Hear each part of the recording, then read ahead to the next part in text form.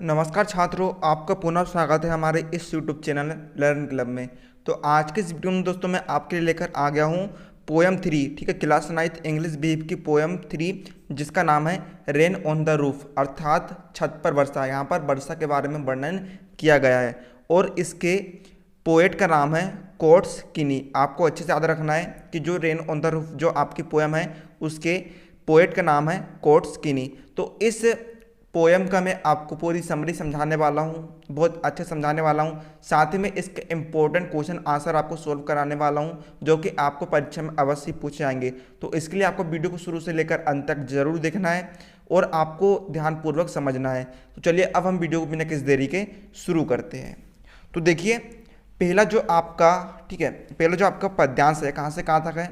When the humid shadow से लेकर rain over head तक है। तो चलिए अब हम इसका हिंदी में अनुवाद अच्छे से समझ लेते हैं। तो देखिए, इसका हिंदी में अनुवाद क्या होगा। जब बादलों की नम परछाइयाँ तारों को ढक लेती है और उदास अंधेरा धीरे धीरे वर्षा रूपी आंसुओं से बहता है ना। यहाँ पर जब वर्षा होती है आसमान से, उसका वर्णन किया गया है कि जो मतलब कि जब आपने देखा होगा, जब भी वर्षा होने वाली रहती है तो क्या होता है, बादल जो है वह ढक जाते हैं और कुछ अंधेरा सा छा जाता है। और अंधेरा सा छा जाता है तो इसका अर्थ निकलता है कि जो वर्षा है, वर्षा आंसू जैसे बहते हैं ना, अपन आंसू बहते हैं ना, उस प्रकार से वर्षा भी बहने लग जाती है। तब एक कुटिया के कमरे में तकिए सिर घुसाए लेटना कितना मजा देता है। जो पोएट है ना, जब भी वर्षा होती तब वह पोएट अपने कमरे के अंदर, ठीक है, तकिए में अपना सिर घुसा लेता है तो उसे बहुत आनंद आता है, उसे बहुत मजा आता है। तो भाई यही कह रहा है कि एक कुटिया या फिर घर के कमरे में तकिए में सिर घुसा लेटना कितना मजा देता है ना। लेट कर तकिए में सिर घुसाना उसे बहुत मजा देता है। और लेटे हुए छत पर पटपट आवाज़ सुनकर बिस्तर पर पड़े रहना कितना मधुर लगता है ना। घर के अंदर भी लेटा हुआ है, मजे ले रहा है, और जब ऊपर से जब रेन होती है तो उसके छत पर गिरती है तो पटपट सी आवाज़ आती है।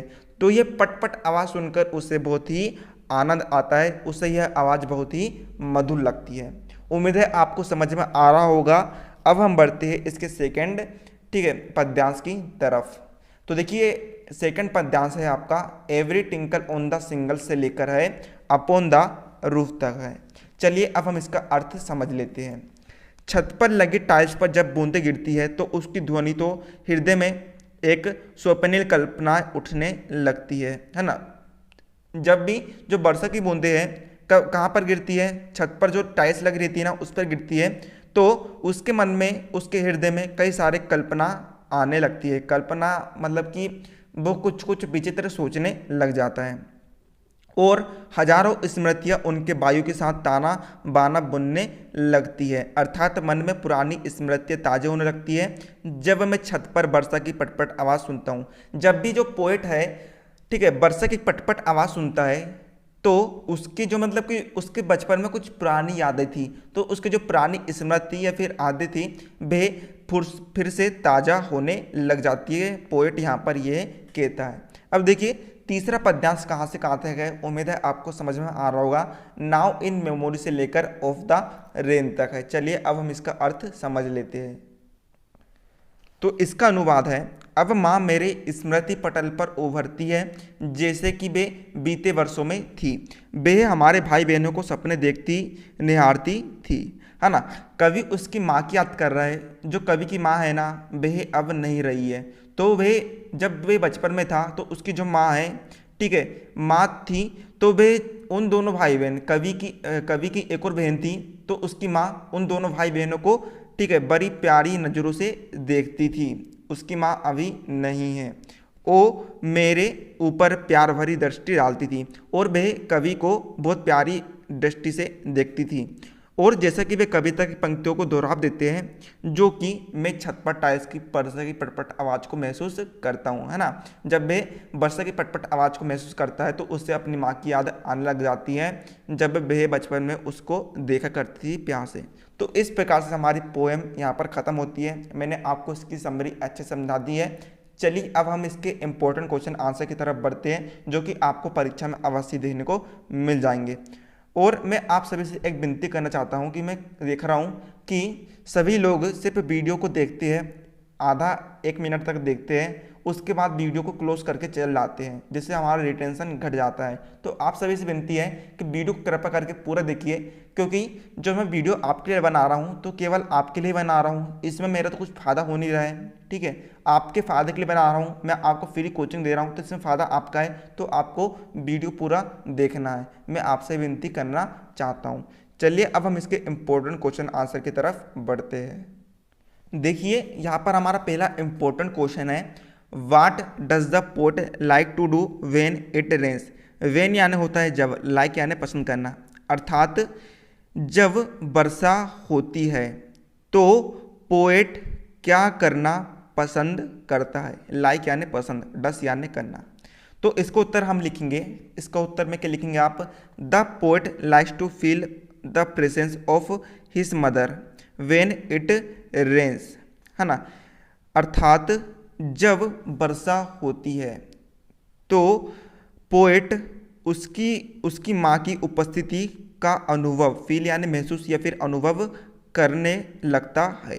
It is a bless for him, है ना, ये उसके लिए बहुत सुखद अनुभव होता है।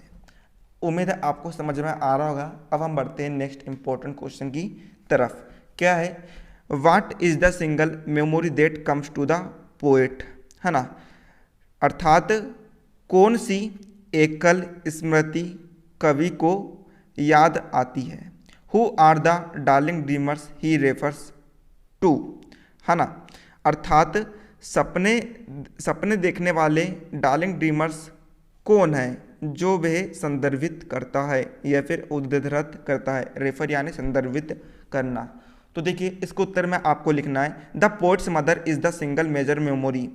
पोएट की माता एकल बड़ी स्मृति है। That's come to the poet, जो, ठीक है, डार्लिंग ड्रीमर्स जो कवि के सपने में आती है।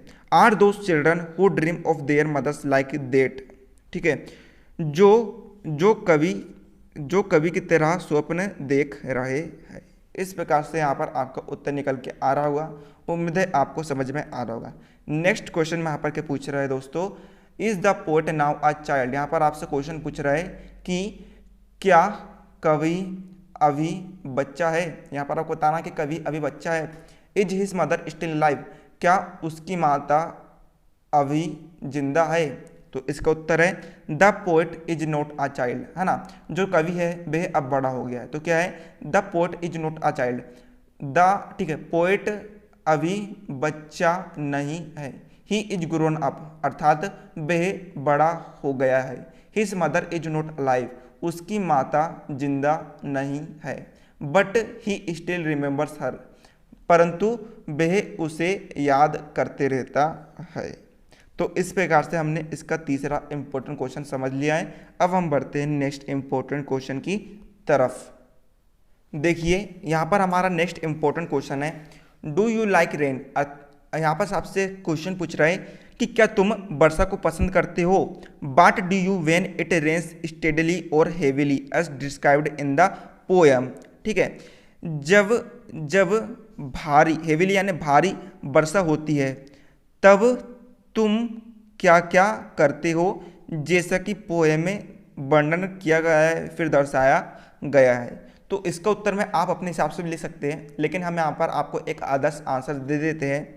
यस यानी हाँ, I like rainy very much, हाँ मैं वर्षा को बहुत पसंद करता हूँ। अब यहाँ पर आप कोई ऐसा मत बोल देना कि वर्षा नाम की लड़की को पसंद कर रहा हूँ, ठीक है, मजाक में कह रहा हूँ।